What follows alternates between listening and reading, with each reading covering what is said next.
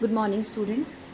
So in my previous video I have explained you about the structure of atom, discovery of neutron, proton, electron and their characteristics. Today we are going to learn about the topics atomic number, mass number, Bohr-Bury scheme, valence electron, isotopes and characteristics and applications of isotopes. So let's get started. So first topic is atomic number. Atomic number of an element is equal to the number of protons present in the nucleus of its atom. As we have studied about the protons, that they are situated in the nucleus of the atom, and all the mass of the atom is concentrated in its nucleus, and it is almost equal to the mass of the protons. So atomic number is equal to the number of protons present in the nucleus of its atom. It is the most important characteristic property of an element. This number is represented by the letter capital Z. Since neutral atoms have the same number of electrons and protons, the atomic number represents the number of electrons in the neutral atom of an element. Further, since the number of protons determines the positive charge of nucleus in an atom, the numerical value of nuclear charge is equal to the atomic number of the element. So, atomic number of element is basically equal to number of protons in the nucleus of its atom. It is equal, or we can say that it is equal to the number of positive charges on the nucleus of its atom, or we can say that number of electrons in the neutral atom of the element. We can define it all the three ways, and I have already explained you this atomic mass, atomic number, relative atomic mass in chapter number 1. So you can learn it from there also. The next is mass number. Atom consists, as we all know, that atom consists of protons, electrons and neutron. And the mass of the electron is negligible, as I have explained you that the mass of the electron is very less as compared to the hydrogen atom, and it is considered as negligible. Therefore, the entire mass of an atom is due to protons and neutrons only, which is situated at the nucleus. The sum total of neutron and protons inside the nucleus of an atom is called the mass number. The mass number and atomic numbers of the first 20 elements are given in your book on page number 47. This mass number is represented by capital A. The atomic number and mass number are written as subscripts and superscripts alongside the symbol of element respectively. As you can see here in the picture, the mass number and atomic number of carbon.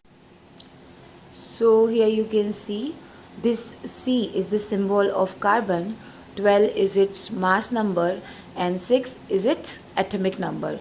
So in this way the atomic number and mass number of any element is represented. The mass number is written at the superscript, and atomic number is written at the subscript of the element. So if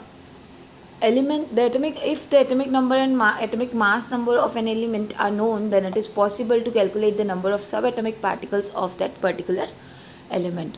So this is all about the atomic number and mass number of the element. Next, arrangement of electrons in different shells and Bohr-Bury scheme. So now, as we have studied about electrons, that they are arranged in different energy shells, and they rotate in a particular orbit. They are not stable, and they have the particular amount of energy in their orbit. So how they are arranged and what are the rules of arranging that electrons? This electron are arranged in a specific shells or energy levels, and this arrangement of electrons in various shells or orbits of any element is called electronic configuration. So the distribution of electron in different energy shells or orbits is governed by Bohr-Bury scheme. And according to this scheme, the maximum number of electrons that can be accommodated in a shell is given by 2n square, where n is equal to shell number. The electron orbits and the maximum number of electrons that can be accommodated in them are given. Here we can see that either the energy shells can be represented by K, L, M, N, or we can represent it by 1, 2, 3, 4 levels. Like first one, which is near the nucleus, is called first energy level. Second is called second energy level, third energy level, and this one last one is called fourth energy level, and here at the center that is nucleus. So according to the 2n square rule, they are arranged. Like for first energy level, n is equal to 1. So maximum number of electron in first energy level will be 2n square into 1 ka square. Okay, so it is equal to 2. Then for second energy level, n is equal to 2 maximum number of electron in the second energy level, and it is 2n square into 2 square is equal to 2 into 4. Okay, so this one is 8. For third energy level, n is equal to 3 maximum number of electron in the third energy level. So at the place of n, you have to write the number of energy level. Either it is 1, 2 or 3, then you have to do the square of it, you have to multiply it, and the number which will come, that will be the maximum number of electron that can be accommodated by the particular energy level. Now if the outermost shell of an atom is the second shell only, then they cannot accommodate more than 8 electrons. If we are talking about till the n shell, then it can accommodate till 32 electrons, but the outermost shell of an atom cannot accommodate more than 8 atoms, even it has the capacity to accommodate more electrons. If however the outermost shell is K shell or first shell, then it can hold maximum of 2 electrons only. Okay, I hope you got it. It is a little bit confusing, so read it very carefully and listen it very carefully. If any electron is there, any element is there which has only K and L shell in that, no M and N shell, then we can see that here only 2 shells are there, first shell and second shell.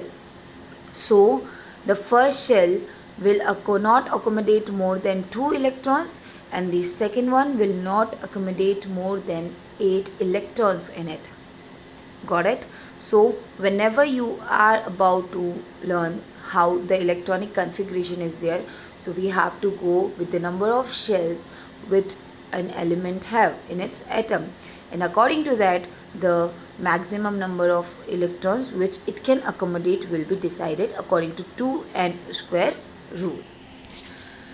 Now next is valence electrons. So in chemical reactions, only the electrons present in the outermost shell of an atom can take part.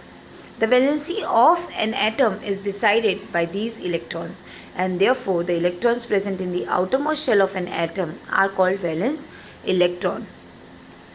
As we have read in the previous class only, electrons in the outermost energy level of the atom important because they are electrons involved in the bonding. Whenever two atoms connect to form a molecule and they develop a chemical bond between them, this is just because of the sharing of that sharing or exchanging of the outermost valence electron which is present in the outermost shell of any atom. So valence electrons plays very important role in chemical bonding. So that's why they are very important. It depends on the electronic configuration of the element that how many electrons will take part in the chemical bonding and how many valence electrons are there in any element. So valence electrons are present at the outermost shell of the atom, and they play a very important role in chemical bonding because they only take part in the chemical reaction. Now, in your book, page number 49 and 50, some electronic configurations are given and their atomic number and mass number diagrams are given. So, just go through it. Next, isotopes. Now, most elements consist of a mixture of atoms which have the same atomic number but different mass number. The different mass number are due to the atoms having different number of neutrons in the nucleus, number of protons remaining constant for atoms of a particular element. Atoms of the same element which have same number of protons but different number of neutrons inside their nuclei are called isotopes. Isotopes were discovered by Soddy in 1913. Soddy was awarded the Nobel Prize in Chemistry in 1921 for his discovery of isotopes. Some examples of isotopes are isotopes of carbon, isotopes of hydrogen, and isotopes of chlorine. So, as you can see, carbon has 3 isotopes with mass number 12, 13 and 14. Here you can see in the diagram. Carbon has 3 isotopes with mass number 12, 13 and 14 respectively.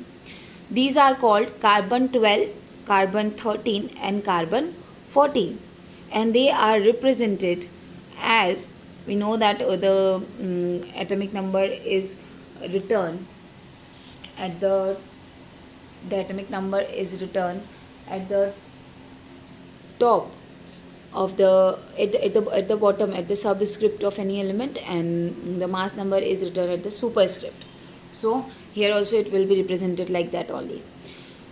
Now next is isotopes of hydrogen.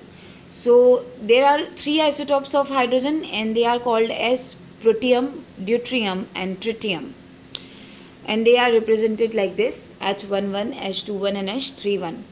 The characteristics of 3 isotopes of hydrogen are that their mass number in the first hydrogen, that is protium, the mass number is equal to 1 and the number of protons is here are equal to 1, number of neutrons are 0 and number of electrons are 1.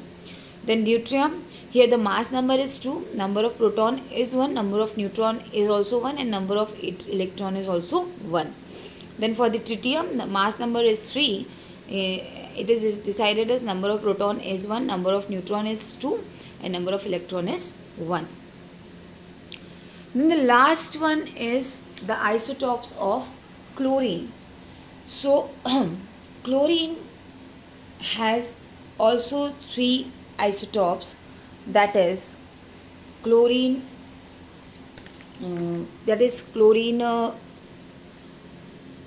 35, chlorine 37, and they are represented, sorry, it is only 2 isotopes, chlorine 35 and chlorine 37, and these are represented again in the same manner, like where in the superscript the atomic number is written and the subscript the atomic mass is written. So the characteristics of 2 isotopes of chlorine is that their symbol is chlorine, they are their name is chlorine 35 and chlorine 37. The mass number is 35 in the chlorine 35 element. The number of proton is 7, number of neutrons is 18 and number of electrons is 17.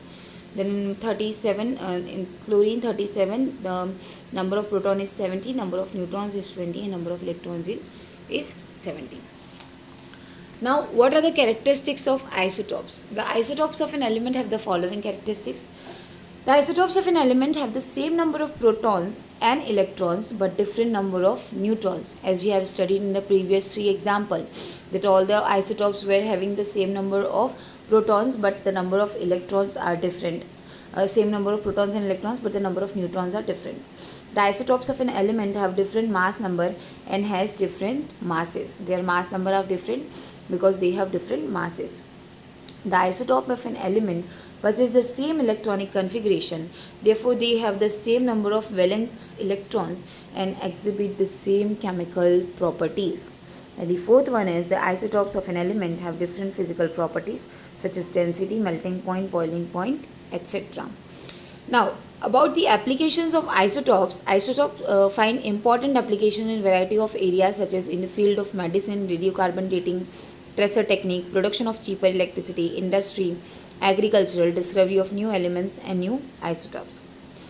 So this is about the today's all about today's topics. In the next video, we are going to read about the ionic and electrovalent bond, chemical bonding, and how the sharing and transferring of electron takes place. So till then, use this video for your studies and have a nice day. Thank you.